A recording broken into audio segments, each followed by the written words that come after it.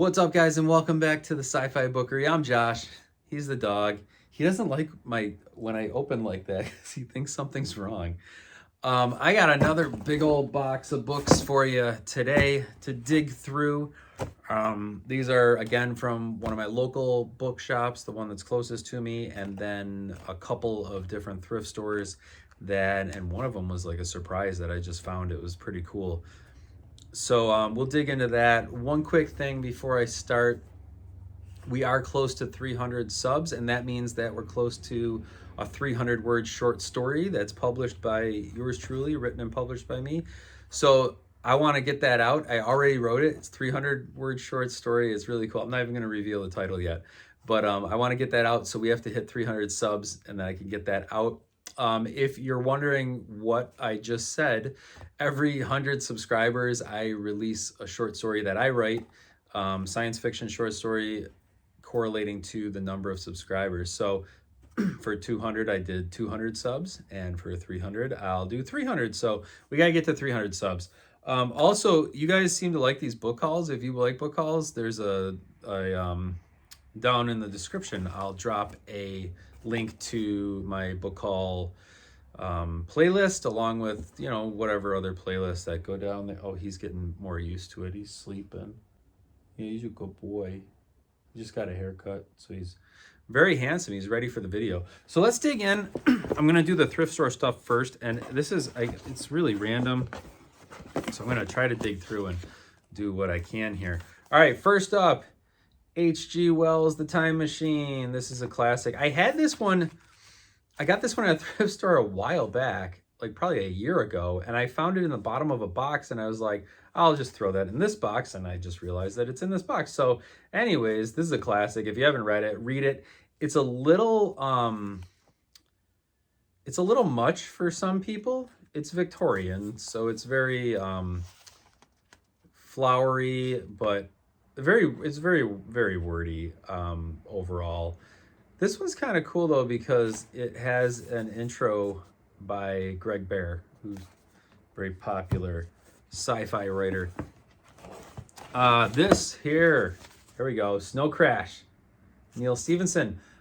This is essential cyberpunk reading. While Necromancer was the original cyberpunk, this sort of reinvigorated the cyberpunk scene back in 2000. So I already have a copy of this that I'm reading and I really enjoy. It's one of those ones where I just have it like on a pile of books, and it's just kind of, I grab something and read it just if I'm just got a few minutes and I want to read something, but I don't want to really get into the book that I'm very interested to read. And this has been great. It's about a pizza delivery guy in the near future who kind of gets tied up with the pizza delivery mafia, and I'm loving it. The cyberpunk aspects of this story are super fun. It's really exciting and fast-paced. So check that one out. Again, this is a second copy. I like to get second copies of books that I enjoy so that I can give them to people, because I like to keep the book that I read. Let's see. So this was interesting at the thrift store. So this is, I love Rudyard Kipling. This is Just So Stories. It's all these, like, all his fables. So like how the whale got his tiny throat, how the camel got his hump. It's all of Rudyard Kipling's fables. So I thought that was a cool find. I like that one. And then on the same note here is Legend of Sleepy Hollow. This is also short stories by Washington Irving, another great American writer there. Let's see here. What else we got? Oh, yes. Can't go anywhere without The Martian. I'm not big into the film adaptation, or this isn't, obviously this is the original book, but now a major motion picture from 20th Century Fox, and then you got, oh man, what's his name? On the cover there, Mark Wahlberg. So this is, I don't always like the movie tie-in covers, but whatever, I don't own this book, and I wanted to read it, so it was either that or the library, and I said, hey, I might as well own it. Agatha Christie, Death on the Nile. I really enjoy Agatha Christie. I like detective stories. So somebody gave me some books and they were like, oh, you're gonna love it, they're all murder mysteries, but it was more like gory, you know, kind of like horror. And I'm like, that's not, I like detective murder mysteries. Death on the Nile by Agatha Christie. There you go. That'll do it for me. Upton Sinclair's The Jungle. This is quintessential high school reading. Although I do feel like it's a little over the head for a lot of high schoolers. But anyways, I thought I would read it. It's been a long time since I've touched this book, but it's a quick read, and I thought that I would dig into it. I mean, not a super quick read. It's a pretty lengthy book, but it moves. So I thought I would check it out again because it's been a while. And again, this is the story about factories and slaughterhouses and stuff in America, and how they were just these terrible places to work in, and the conditions were very jungly, as it says. So it's about a government investigation into these slaughterhouses and factories. So that's a classic. So you got to have it. Now this was such a cool find. All right, guys, super cool find. Isaac Asimov's Foundation and Empire. Super cool find. It was a library book, but this is like a little tiny hardcover book. And oh man, it's been forever since I've read the Foundation trilogy, and or whatever it is, 4 books, 5 books, whatever it is. It's been forever since I've read that. I've never read all of them. This was probably where I kind of veered off on the series. I'm not a big Asimov fan. I used to be. When I was like a teenager, I used to like addictively read Asimov. But now I'm kind of not really into them. It might be one of those things where it's like I used to really like peanut butter and now I don't. So it might be one of those kinds of things. But anyways, so Foundation and Empire is the second book in the Foundation series. It is essential sci-fi reading. This is a Del Rey mini hardcover. Like, look at how tiny this is. I mean, I don't have big giant hands, but I mean, you see how small this book is compared to The Martian. Like, this is a modern floppy. Like, that's pretty cool. It says Turtleback back here. That might be like the kind of book. I'm not sure. I've never seen a book like this before, like in science fiction. I've seen these like as children's books, but now I want to get them all because that would look so cool on the shelf.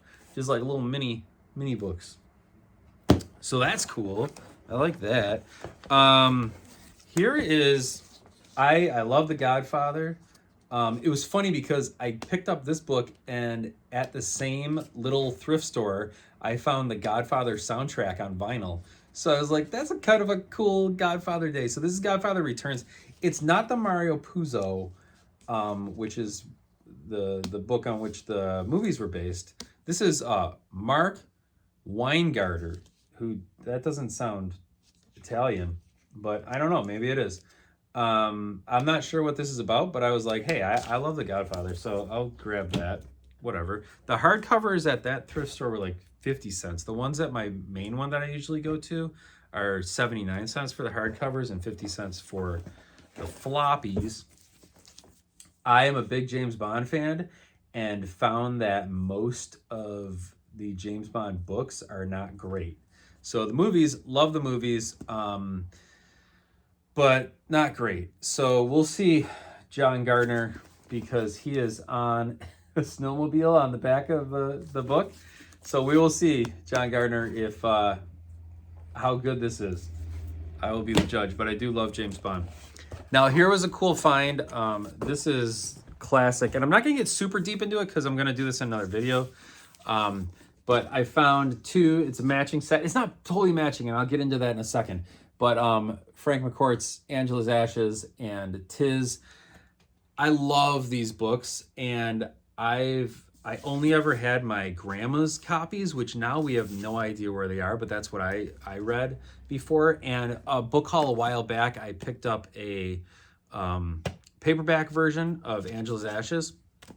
So anyways, these have like a little staining on them, but whatever. These are my personal collection right here because I've been wanting the hardcover versions of these. I'm not a big hardcover reader just because they're kind of like clunky.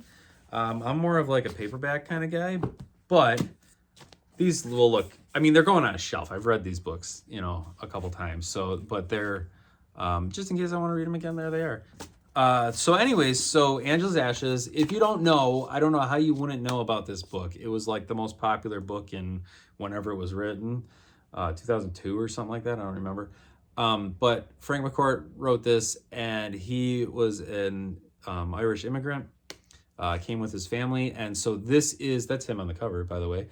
This is a story about his family, and his mom, Angela, of course, is in it. But this is a story about his family and their life in Ireland, their voyage to the US, and their life in New York City there. And then Tis is about Frank McCourt's life as a teacher in the United States. So both of these are just absolutely amazing reads. I think Angela's Ashes hits a little bit for me just because of my Irish heritage. And I'm not going to get into this a lot. Actually, I'm going to put these away now so I don't get too into it. But I'm going to do a St. Patrick's Day book recommendation video with these two, kind of going into a little more detail of the stories and the meaning and everything behind it. So now let's go to my, oh no, they're falling, Tower of Books. We'll go to the 3 books that I got at my local bookstore. I try to get to my local used bookstore every other week just to support them. And I'll always get like about 3 books or more if I can find them. But they don't restock my kind of stuff a lot. They more like they'll buy out collections, and it's usually some old person who died and they were like super into James Patterson. So they have hundreds of like everything James Patterson has ever written, or everything that he put his name on that he didn't even write. That's a whole other thing. But so they have tons of that. They have tons of like Daniel Steele novels. It's more like, I don't like to put it in a category, but it's like old people reading books, you know, like summer reading kind of things and stuff. And not really my jam. So, but I'm always down to pick up Playing for Pizza. This is becoming the book that's kind of like my funny thing to find all the time. I love the book, by the way.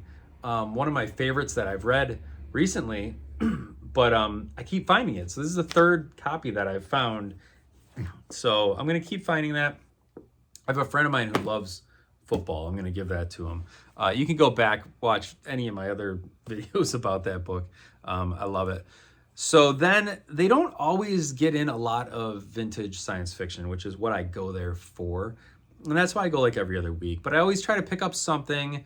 So I have like a little section in the fantasy and sci-fi area where I take books and I'll put them in that section. So they're not in order. And I know that's kind of mean, but I put them there. It's kind of like my little hidey hole. And they don't get a lot of people coming in buying these books. So then when I come back, I'll say, oh, well, if those books are still there, I'll get them. So maybe they're books that I didn't necessarily have to have right now, but I'll get it another time. This is The Seedling Stars by The Seedling Stars by James Blish. This just looks great. It's, you know, humans go to another place or they have to leave Earth, and they go to another place and they create all these like stars out that they can live on. And it's one of those like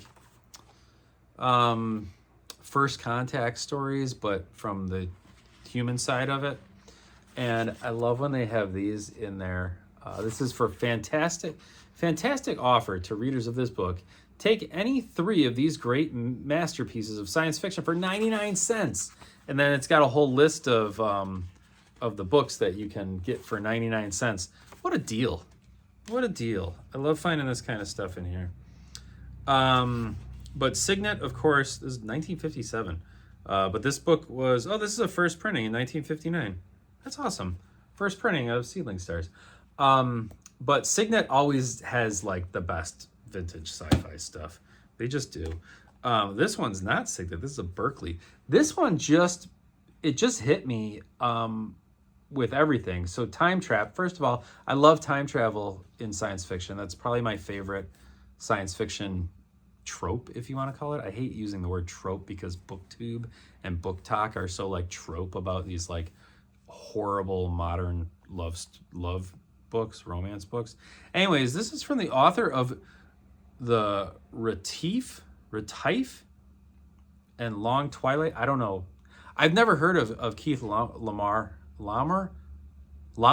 Keith Laumer. Never heard of him, but he looks pretty cool. He's just like looking at stuff. I don't know, but this is what got me.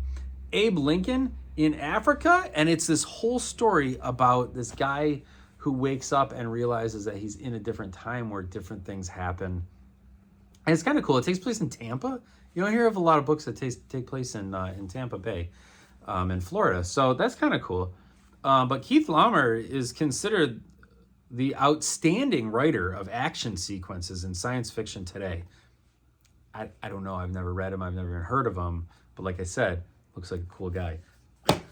So that's it for this book haul. Did you have fun? I'll take that as a yes, because I had fun. So that's it for our book haul. Like I said, we're almost at 300 subs, so hit it hard so that we can get that 300-word short story out, because I'm excited about this one.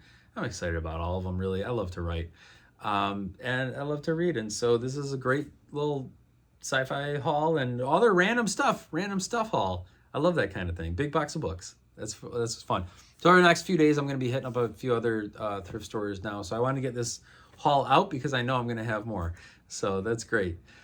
So from all of us here at the Sci Fi Bookery, I'm Josh. He's the dog. We'll see you next time.